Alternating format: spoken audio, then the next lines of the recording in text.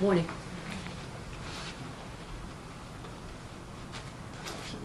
Once we get everybody inside. Why don't you go ahead and collect your things so we can see who's with you. I'm sorry. So get out of touch. Thank y'all for coming. This is just kind of the ground rules of what we're doing, and just letting y'all know who's some of the folks that are here. Chief's got a brief statement she's going to read. What was put out yesterday, that timeline was it was a very detailed timeline. So a lot of the details, a lot of the specifics of the case are spelled out pretty clearly in that timeline. Chief's here. She's got a brief statement she's going to read. In addition to her, Lieutenant Torian is here from our investigative division. He's the one that's kind of been spearheading the investigation aspect of this incident.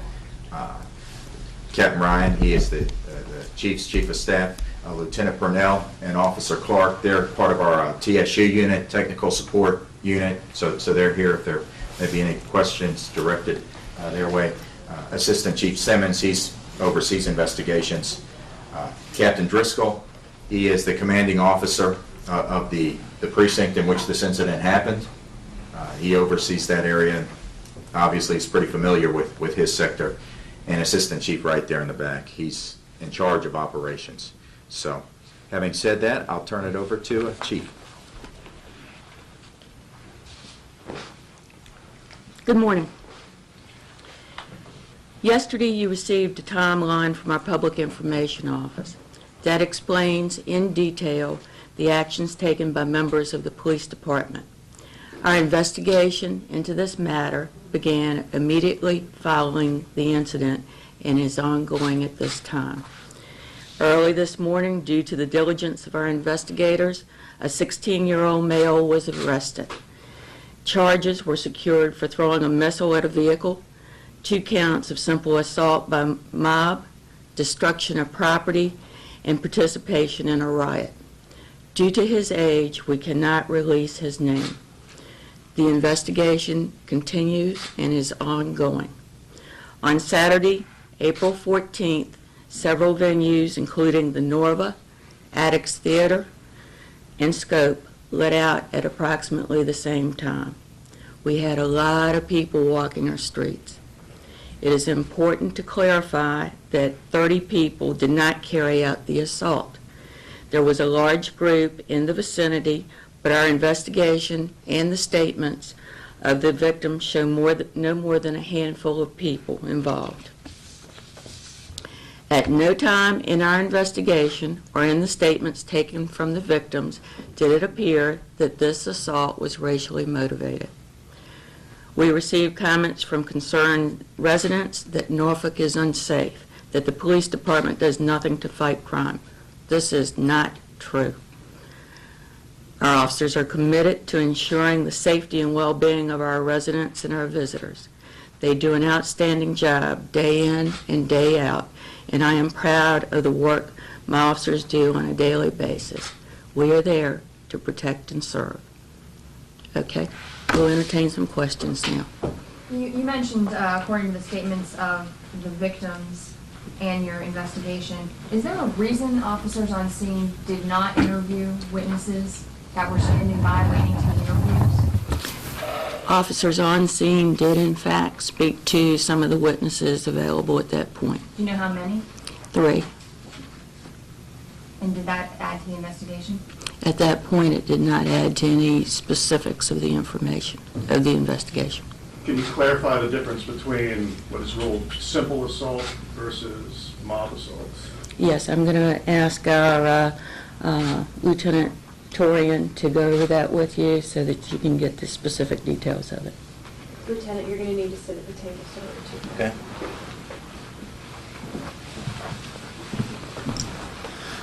The difference between a simple assault and an aggravated assault, or in this case, assault by mob, is the severity of the injury and any indication of weapons used. In this case, the injuries were relatively minor, and there was no indication of a weapon.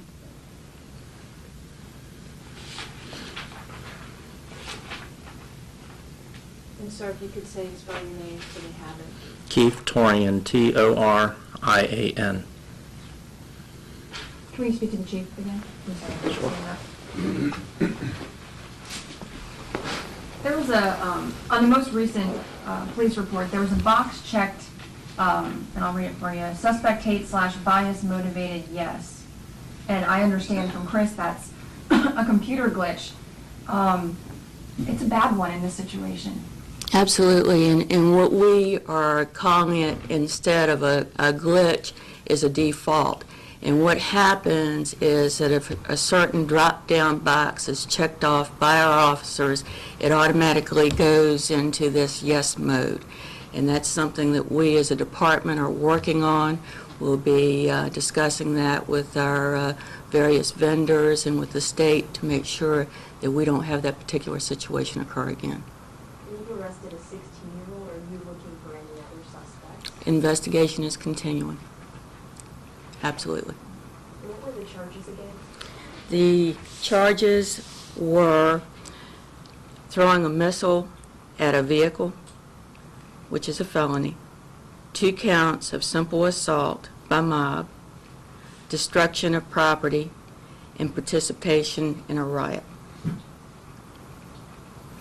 just to clarify, Chief, those remaining charges, they're misdemeanors? Yes. There was an allegation by these 2 reporters, which the public frankly has no reason not to believe, that they were spoken to harshly, and I'll use the words of the editor this morning, insensitive and shoddy work is what you're accused of. Can you react to that? What I will react to is that we are looking into that particular situation and allegation, and that we will we're handling that as an internal way to make ourselves better. We are trying to deal with the facts of that case and also work through the investigation at the same time.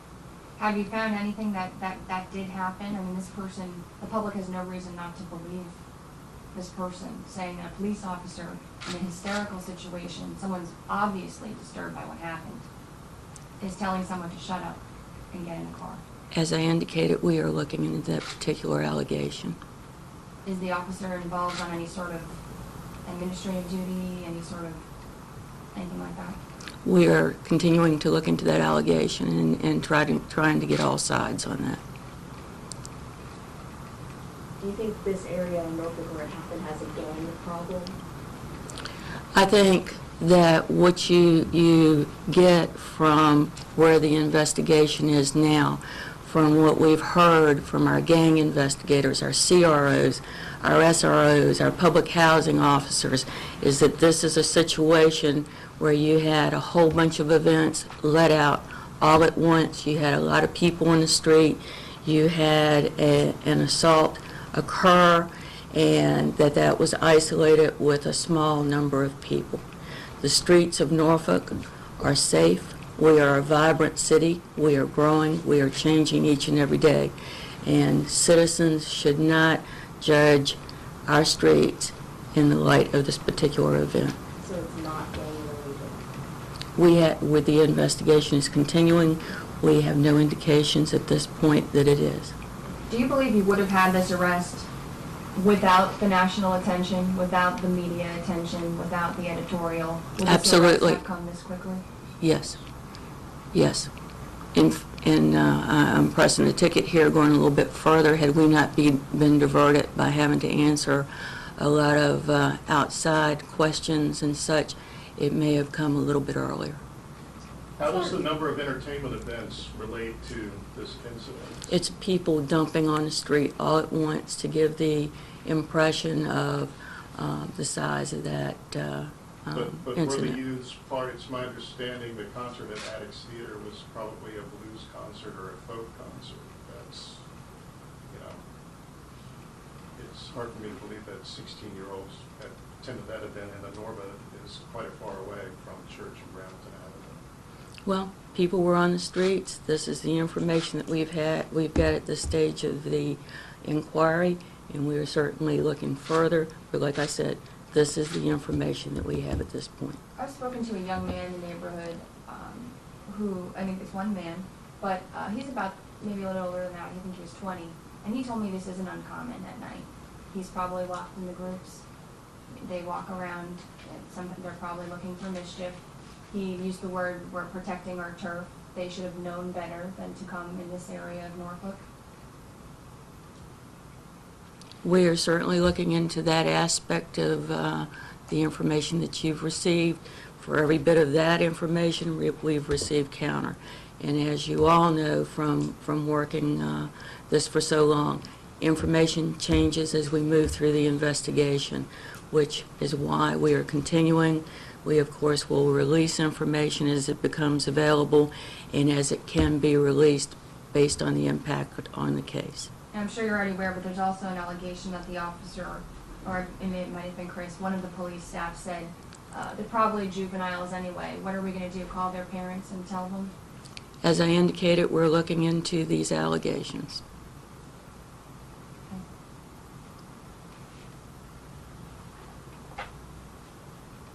Is that the attitude, though, of this Norfolk police? Are we turning a blind eye? Absolutely not. We're not turning a blind eye if we're looking into the allegations. Are you looking into them, though, more intensely because we're all new? Absolutely not. We routinely look into allegations. As far as the 16-year-old that was arrested, after talking to him, did he give you any indication as to why, he had thrown that rock? Was there anything that had enticed him? Were they targeting a specific car? Or was this a crime of opportunity because that car was there? What I want to, again, emphasize, the investigation is ongoing. We are taking this statement. We're picking up with a continuing investigation, and we will release that information when it's timely and best for the investigation involved.